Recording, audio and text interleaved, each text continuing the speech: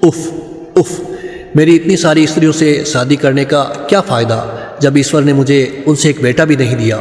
अगर मैं मर गया तो मेरा नाम इस देश से ही मिट जाएगा। ऐसा कहते हुए कश्मीर का एक बहुत बड़ा राजा अपने जनान खाने में गया। उसने अपनी बहुत सारी रानियों को धमकी दी कि अगर उन्होंने उसको अगले साल में एक बेटा नहीं दिया तो वह उनको अपने राज्य से निकाल देगा। राजा तो ये कहकर चला गया और उसकी सब पत्नियों ने उसके जाने के बाद ईश्वर से प्रार्थना करनी शुरू कर दी कि वह राजा की इच्छा पूरी करने में उनकी सहायता करे।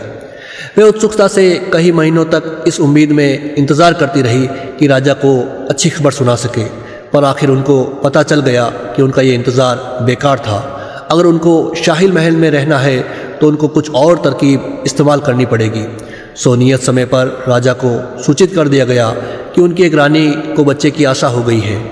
कुछ समय बाद ही ये खबर फैला दी गई कि उस रानी को एक बेटी हुई है, पर जैसा कि हमने बताया ऐसा कुछ नहीं था और ऐसा कुछ भी नहीं हुआ था। तो फिर सच क्या था? सच तो ये था कि उनके यहाँ एक बिल्ली थी जिसने कई बच्चों को जन्म दिया था।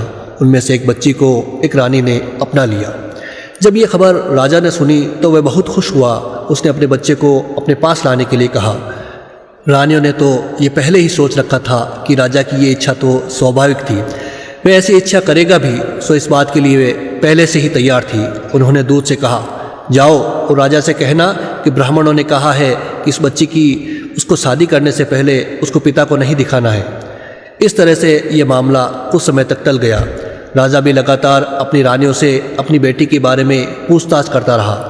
रानियाँ उसको उसके बारे में अच्छा बताती, उसकी सुंदरता के बारे में, उसकी होशियारी के बारे में। यह सब सुन सुनकर राजा बहुत खुश होता रहा।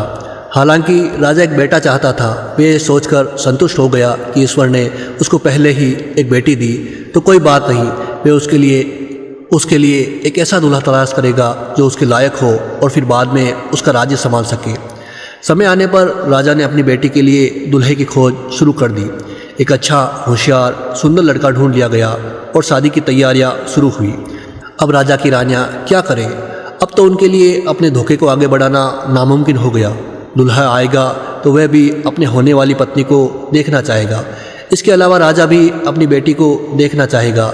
सो उन्होंने सोचा कि अच्छा तो यही होगा, हम राजकुमार को यहाँ बुलाएं और उसको सब बता दें, फिर जो होता है उसका इंतज़ार करें। अभी हम लोग राजा को छोड़ते हैं, उसको संतुष्ट करने के लिए फिर बाद में सोचेंगे। सो उन्होंने राजकुमार को बुलवाया और उसको सब कुछ बता दिया।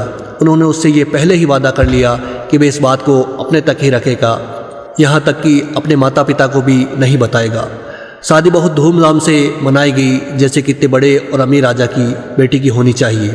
राजा को इस बात के लिए आसानी से मना लिया गया, वह पालकी पर बैठी दुल्हन को अभी न देखे। पालकी में केवल बिल्ली ही थी और राजकुमार के देश में सुरक्षित रूप से पहुंच गई। राजकुमार ने जानवर को बहुत अच्छी तरह से देखभाल की, उसको अपने निजी कमरे में बंद करके रखा। वह उस कमरे में किसी और को घुसने नहीं देता था, अपने माता पिता को भी नहीं। एक दिन जब राजकुमार वहाँ नहीं था तो उसकी माँ ने सोचा कि वह आज अपने बेटे के कमरे के बाहर से ही अपनी बहू से बात करेगी। सो वह बेटे के कमरे के बाहर खड़ी हो गई और ज़ोर से बोली, बहू, मुझे बहुत अफसोस है कि तुम यहाँ इस कमरे में बंद हो और तुमको किसी से मिलने की इजाज़त नहीं है। इस बात से तो तुम ज़रूर दुखी होगी।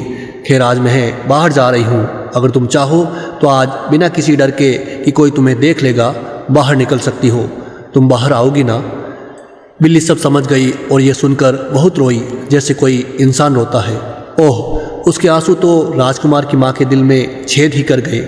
ये देखकर उसने इस मामले पर अपने बेटे से सख्ती से बात करने का फैसला किया कि जैसे ही वह आएगा वह उससे ज़रूर बात करेगी। शाम को राजकुमार जब घर लौटा तो अपनी सुंदर पत्नी को देखकर बहुत खुश हुआ। अब उसकी सारी चिंताएं खत्म हो गई कि वह अपनी माँ के अकेलेपन का क्या जवाब देगा। उसको तो अब बस खुशी से मुस्कुराती हुई अपनी बहू को देखना था। उसका रोना तो बिल्कुल बेकार था। कुछ हफ्ते बाद राजकुमार अपनी सुंदर पत्नी को लेकर अपने ससुर से मिलने गया। राजा ने उसको अपनी बेटी समझा और वो उसको देखकर बहुत खुश हुआ। उसकी सब पत्नियों ने भी खुशियाँ मनाई और उनकी प्रार्थनाएं स्वीकार कर ली गई। अब वह महल में रह सकती थी। समय आने पर राजा ने भी अपने दामाद को राजा बना दिया। सो वह अब 2 राज्यों का राजा बन गया।